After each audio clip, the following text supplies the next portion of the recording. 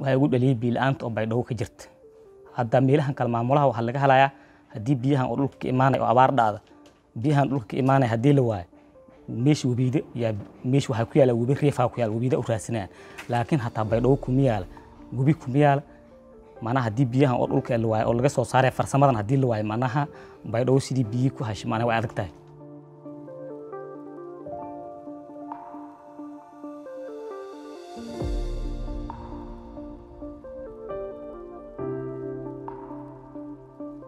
magay waxa la dhahay Ibrahim Isaaq Aadan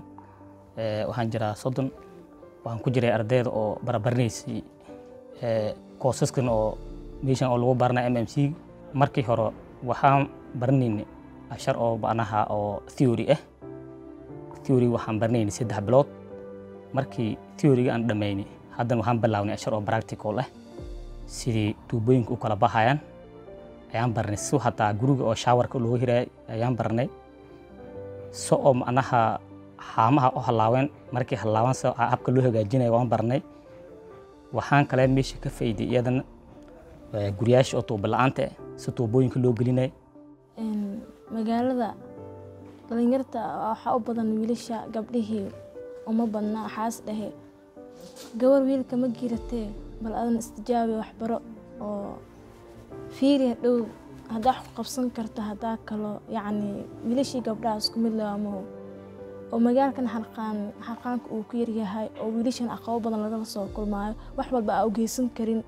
oo xishood awgi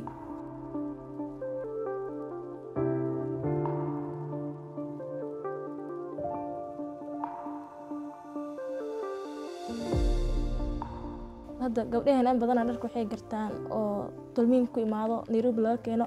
xarajana insha Allah inaan Baidoa janaa gacantii ugu tali doono korontada waxyaabo badan aan ku faa'iideeyaa jiraan xaafado badan Baidoa aanu oo ibraahiti tubiyaalsha fiiliyaalsha aanu haweyn iyo aanu hashindi oo hadda uga hayaan oo sufaylan haweyn ya jiraan markaan xaafada waxyaabo badan aan ka sameeyay jiraan markaan walwiina foolan ku faa'iideeyaa ma hadda magaalada waana gala shaqo ku hela shaqaysido goor hadii tuubad guriga ka halawdo hadii ka halawdo meesh ilidka ka imaaday ma garan karta laakiin hadii ada farsamada soo barato waa fahmi karta ilidkan meeshana ka imaaday tuubada ka halawdo dhigi karta